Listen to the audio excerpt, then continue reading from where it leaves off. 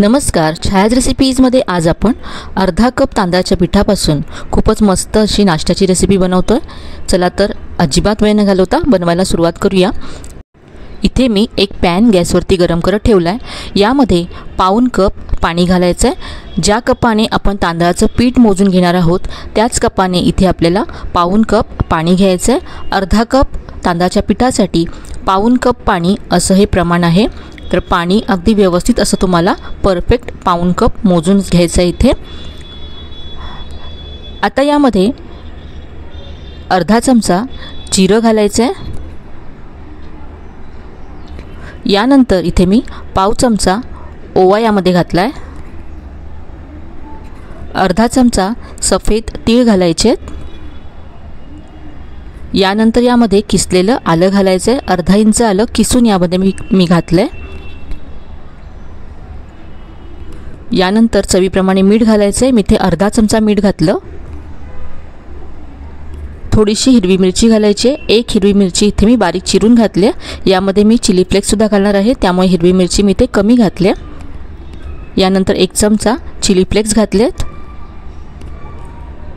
यानंतर एक चमचा यामध्ये तेल घालायचं आहे।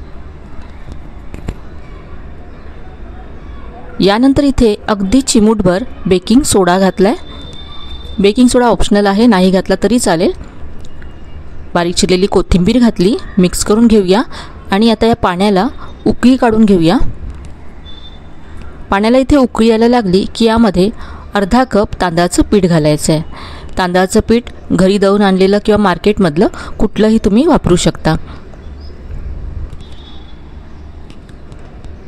गॅसची फ्लेम अगदी मंद ठेवायची आहे आणि हे सगळं आता मिक्स करून घ्यायचं आहे।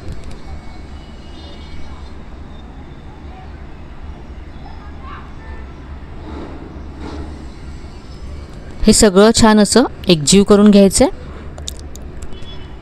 आणि आता गॅस बंद केलाय मी आणि हे आता आपण एका प्लेटमध्ये काढून घेऊया।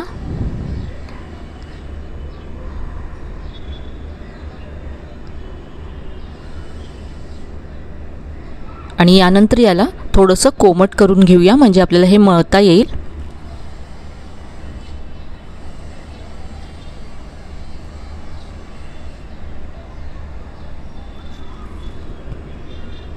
पाच मिनिटं हे असंच मी ठेवून देते थंड होण्यासाठी। हाताने मळता येईल इतपत हे आता कोमट झालंय। हाताला मी तेल लावून घेतलंय आणि याचा गोळा आपण मळून घेऊया। ही गुजराती पारंपरिक खिचूची रेसिपी आहे। खिचू बनवताना ते या पिठाचे रोल बनवतात आणि मग त्याचे पीसेस करतात। आज आपण इथे बॉल्स बनवणार आहोत। तर याचे असे छोटे छोटे बॉल्स बनवून घ्यायचे। या पद्धतीने याचे मी आणखी बॉल्स बनवून घेते। खूप मस्त टेस्टी आणि पौष्टिक अशी रेसिपी आहे नाश्त्यासाठी।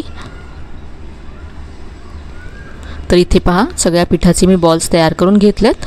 आता हे आपल्याला वाफवून घ्यायचे आहेत। तर इथे मी एक चाळण घेतले, या चाळणीला तेलाने ग्रीस करून घ्यायचे। यामध्ये बॉल्स काढून घ्यायचे।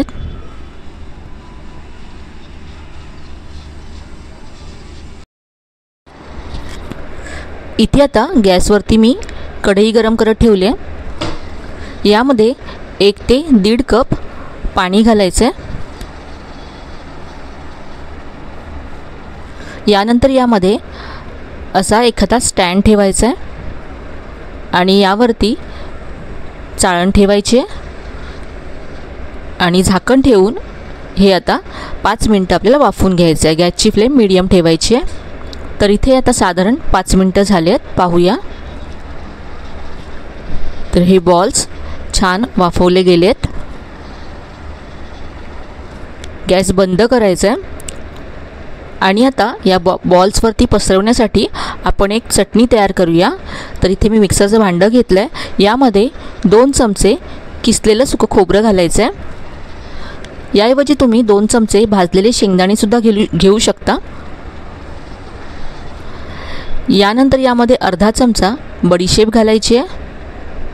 अर्धा चमचा काश्मीरी लाल मिरची पावडर घातली आहे।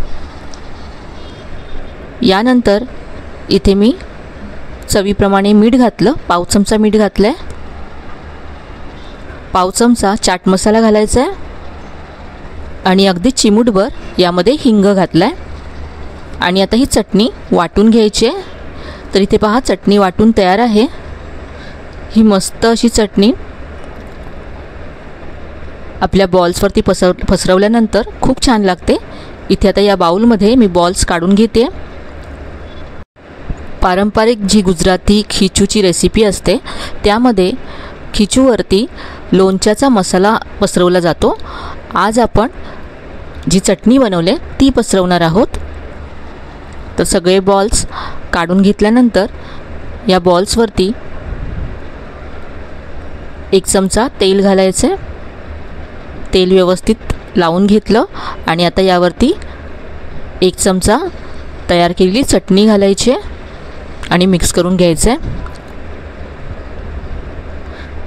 आधी तेल लावल्यामुळे ही चटणी व्यवस्थित चिकटते सगळ्या बॉल्सना आणि खूप मस्त चव लागते। तर याबरोबर तुम्हाला वेगळ्या चटणीची सुद्धा गरज नाही आहे। तुम्ही हिरव्या चटणीबरोबर हे सर्व करू शकता। असेच सुद्धा हे बॉल्स खूप छान लागतात चवीला। इथे मी टोमॅटो केचप बरोबर हे सर्व करते। यावरती थोडीशी कोथिंबीर घातली।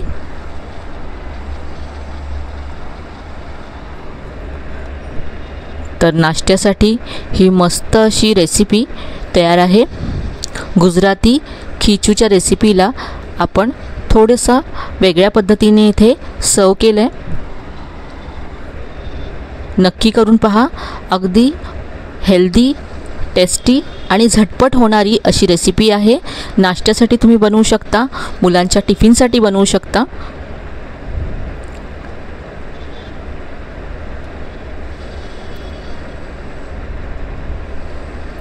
तर आजची ही रेसिपी तुम्हाला नक्कीच आवडली असेल। रेसिपी कशी वाटली कमेंटमध्ये कळवायला विसरू नका। रेसिपी आवडली असेल तर व्हिडिओला लाईक करा, शेअर करा। चॅनलला अजून सबस्क्राईब केलं नसेल तर नक्की सबस्क्राईब करा। चला तर मग पुन्हा भेटूया अशा छान छान आणि नवीन नवीन रेसिपीसह। तोपर्यंत धन्यवाद।